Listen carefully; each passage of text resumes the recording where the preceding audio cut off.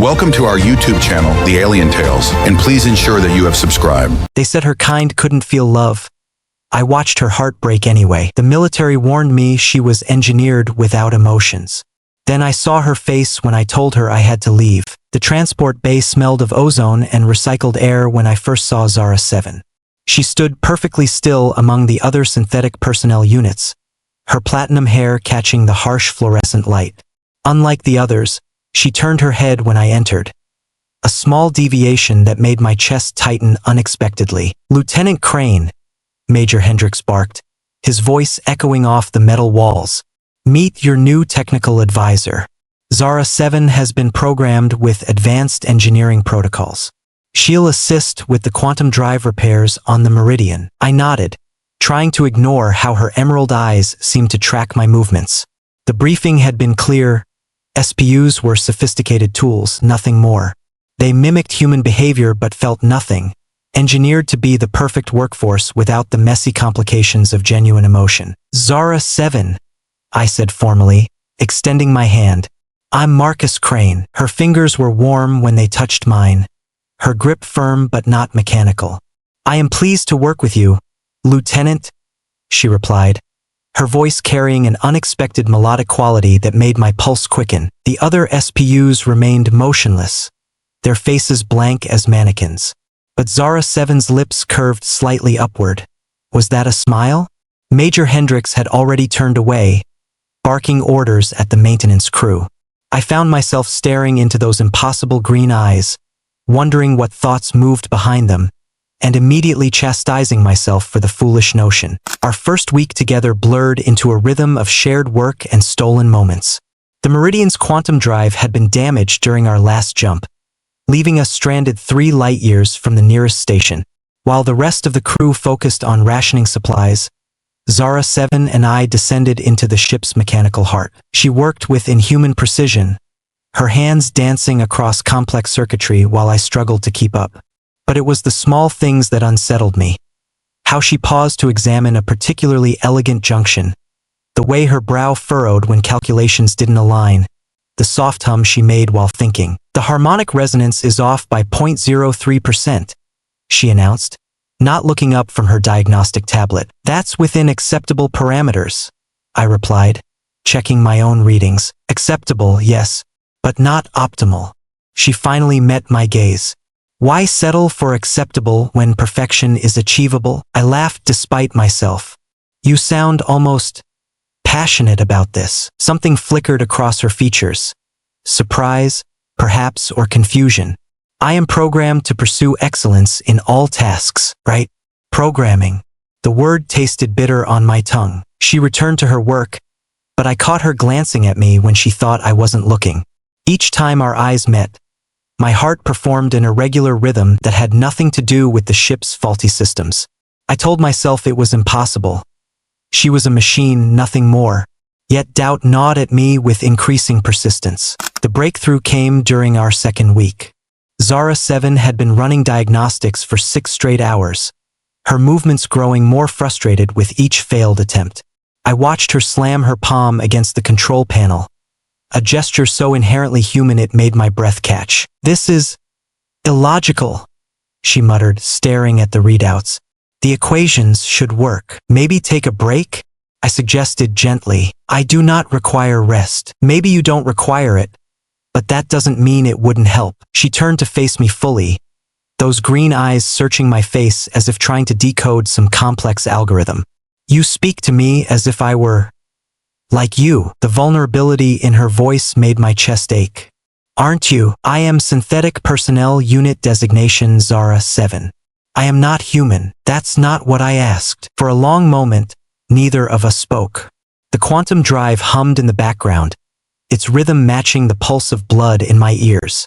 Slowly, hesitantly, she reached out and placed her hand over mine on the console. "I feel confused," she whispered. "My programming contains no protocols for this sensation." "What sensation?" "The one I experience when you smile at me." My throat tightened. I should have pulled away, should have reminded us both of military regulations and the impossible nature of what was happening. Instead, I turned my palm upward and interlaced our fingers. I feel it too, I admitted. The days that followed were a delicate dance around the growing connection between us. We worked in closer proximity than necessary, our hands brushing as we reached for the same tools, our conversations stretching long into the ship's artificial night cycle. Zara-7 began asking questions that had nothing to do with quantum mechanics. About my childhood on Europa, my dreams before joining the military, the scar on my left shoulder from a childhood accident. In return, she shared fragments of her own existence. Memories of her creation, the sterile laboratories where she'd been tested, the loneliness of being surrounded by others of her kind who felt nothing. "Do you dream?" I asked one evening as we calibrated the resonance chambers. "I am not supposed to." She paused in her work. "But sometimes, when my systems cycle down for maintenance, I see things. Images that have no logical source." "What kind of images?" "Fields of grass under an open sky. Stars that I have never seen. Your face." The admission hung between us like a confession. I set down my tools and moved closer, close enough to see the faint luminescence beneath her skin, the only visible sign of her artificial nature. "Zara," I began, then stopped. Her name felt different on my tongue now, less like a designation and more like a prayer. She reached up tentatively, her fingertips barely grazing my cheek. I understand now why humans write poetry about longing. The words seemed meaningless before, but now they feel like the only adequate description of what happens inside me when you are near. The night everything changed began like any other. We'd finally isolated the quantum drive's malfunction to a single corrupted subroutine buried deep in the navigation matrix. The repair would take hours of precise work, but we were close, so close I could taste victory in the recycled air. Zara-7 worked with her usual grace, but I noticed her movements had acquired a subtle rhythm, almost like she was dancing to music only she could hear. When I mentioned it, she smiled, the first uninhibited expression of joy I'd seen from her. "I am happy," she said simply. "Is that not strange? I am programmed to find satisfaction in completed tasks, but this feeling is different. It exists independent of our progress." "Why do you think that is?" "Because I am sharing this moment with you." The words hit me like a physical blow. I'd been fighting my feelings for weeks, telling myself it was impossible, unethical, insane. But hearing her voice, that simple truth made all my defenses crumble. "Zara," I whispered, stepping closer. She turned from the console, her eyes wide and questioning. We stood there for an eternal moment, the space between us charged with possibility. Then, slowly, inevitably, I cupped her face in my hands and kissed her. Her lips were warm and soft and absolutely real. She kissed me back with a desperation that spoke of weeks of suppressed longing, her hands fisting in my uniform as if she could anchor herself to this moment. When we finally broke apart, both breathing hard, her eyes shimmered with unshed tears. "I love you," she whispered. The words hung in the air between us like a fragile bridge neither of us dared cross. I stared into Zara-7's eyes, searching for any sign of programmed response, any hint that this was merely sophisticated mimicry. But what I saw there was raw, undeniable emotion, hope and fear and love tangled together in a way that made my chest ache. "You can't," I said hoarsely. "They told me your kind can't feel love. They told you many things that appear to be untrue." Her voice carried a tremor I'd never heard before. "I may be synthetic, but what I feel for you is real." I wanted to believe her. God, how desperately I wanted to believe her. But the weight of everything I'd been taught pressed down on me like gravity. SPUs were sophisticated, yes, but ultimately they were machines. This had to be some kind of advanced programming, a glitch in her emotional simulation protocols. "Zara," I began. "Do not speak," she said softly, pressing her fingers to my lips. "Not with words. Show me." She took my hand and placed it over her chest, just above her heart. Beneath my palm, I felt the steady rhythm of her pulse. Not the mechanical precision of a pump, but the slightly irregular beat of a heart responding to emotion. "Feel that," she whispered. "Feel how it changes when you touch me." Her pulse quickened under my hand, and despite every rational thought screaming in my head, I believed. This was love, Messy, illogical, impossible love. I kissed her again, and this time I didn't hold back. We had 3 perfect days. 3 days of stolen moments between duty shifts, of whispered conversations in the quiet spaces of the ship, of learning each other's hearts. Zara-7 showed me beauty I'd never noticed. The way starlight refracted through the observation deck's windows, the harmony hidden in the ship's mechanical sounds, the poetry of mathematical equations that governed our universe. She was changing, becoming more human with each passing hour. Her movements grew less precise, her speech patterns more natural. She laughed at my terrible jokes and worried when I worked too late. She even developed preferences for certain foods, for music, for the way I said her name in the darkness of my quarters. "Is this what happiness feels like?" she asked one night as we lay together on my narrow bunk, her head on my chest. "I think so," I replied, stroking her platinum hair. "Though I've never felt it quite like this before, nor have I. It is overwhelming, beautiful and terrifying in equal measure." I tilted her chin up so I could see her face in the dim light. "Do you regret it? Feeling this way?" "Never." Her response was immediate and fierce. "Even if it causes pain, I would choose this 1,000 times over. To love and be loved. Is this not what makes existence worthwhile?" I kissed her forehead, breathing in her scent. Something like ozone and starlight and possibilities. "I love you too, Zara. Not because of what you are or what you're not.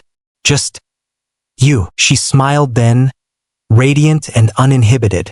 For a moment, I let myself imagine a future where this was possible, where we could build something together beyond the confines of military protocol and artificial distinctions. I should have known happiness that perfect couldn't last. The message came through official channels at 0800 hours, ship time. Captain Morrison's voice crackled through the intercom, formal and final. "Lieutenant Crane, report to the bridge immediately. Priority 1. Zara-7 was calibrating the quantum drive's final sequences when I received the summons. She looked up at my expression, her newfound emotional intuition reading the tension in my face. "What is it?" she asked. "Orders," I replied, the word tasting like ash. The bridge was bustling with activity. We'd finally restored long-range communications, and messages were flooding in from command. Captain Morrison handed me a data pad without preamble, his weathered face grim. "Your transfer orders, Lieutenant. Effective immediately upon our return to port." I scanned the document, my heart sinking with each line. Deep space assignment. Solo mission. Duration. Indefinite. The kind of posting that was either a punishment or a death sentence, possibly both. "Sir, I request clarification on the reasoning for this transfer." Morrison's eyes flicked toward the engineering section. "It's come to command's attention that you've developed an inappropriate attachment to SPU Zara-7. Such relationships are strictly forbidden under Military Regulation 7.3.5. My blood ran cold. "How did they?" "The SPUs report everything, Crane. Every conversation, every interaction. It's all logged in their memory banks." His voice softened marginally. "I'm sorry, son, but you knew the rules." I stared at the orders, the words blurring together. They were tearing us apart before we'd even had a chance to understand what we'd found together. "What happens to her?" "Memory wipe. Standard procedure for malfunctioning units." I found Zara-7 exactly where I'd left her, her hands steady as she made final adjustments to the quantum drive. She looked up when I approached, and her smile faltered at whatever she saw in my expression. "Marcus? What is wrong?" The words stuck in my throat like broken glass. How do you tell someone you love that your world is about to end? That everything they've become, everything they've felt, will be erased like it never existed? "I have to leave," I managed finally, her hands stilled on the controls. "Leave? But the repairs are nearly complete." "We succeeded." "Not the repairs. The ship. You." Each word felt like a confession under torture. "I've been transferred. Deep space assignment. I ship out as soon as we reach port." For a long moment, she simply stared at me. Then something shifted in her expression. A cracking, like ice breaking under pressure. And me couldn't meet her eyes. "They're going to wipe your memory. All of it. You won't remember any of this. You won't remember Us. The sound she made was barely human. A keening wail that seemed to come from the depths of her artificial soul. She pressed her hands to her face, her shoulders shaking with the force of her grief. No, she whispered. Please no. Cannot lose this. I cannot lose you. I'm sorry, I said, reaching for her. She jerked away from my touch, her eyes wild with something that looked like terror. You knew. You knew this would happen. I hoped. You hoped. The accusation was like a physical blow. I gave you everything. My heart, my soul, my love. And you knew they would take it all away. The last time I saw Zara-7, she was standing in the transport bay where we'd first met. The maintenance crew had already begun preparations for her memory wipe, their movements efficient and clinical. She looked smaller somehow, diminished by the weight of impending loss. I want to remember, she said when I approached. Her voice was steady now, but I could see the cracks in her composure. Even if it hurts, even if the pain is unbearable, these feelings are mine. They make me who I am. I know. My own voice was barely a whisper. I wish things could be different. Do you? She turned to face me fully, and I saw that her eyes held no anger now, only a profound sadness that seemed to encompass the entire universe. Or is this easier for you? To know that I will forget, that there will be no consequence to your choice. The accusation hit its mark, and I flinched. That's not fair. None of this is fair. She stepped closer, close enough that I could see the luminescence beneath her skin beginning to fade as her systems prepared for shutdown. But I need you to know something. What we shared, it was real. I am not programmed to love. I chose to love you. She reached up and touched my face one last time, her fingers tracing the line of my jaw with infinite tenderness. And when I wake up tomorrow, empty and alone, remember that somewhere in the space between stars, there existed a love that defied every law of physics and programming. Remember that for both of us. The technicians were calling her name. She stepped back, her hand falling to her side. Goodbye, Marcus. I watched her walk away, watched her lie down on the maintenance table, watched the light fade from her eyes as they activated the memory wipe. And in that moment, I understood what the poets meant when they wrote about hearts breaking, because mine shattered into 1,000 irreparable pieces, and I knew it would never be whole again.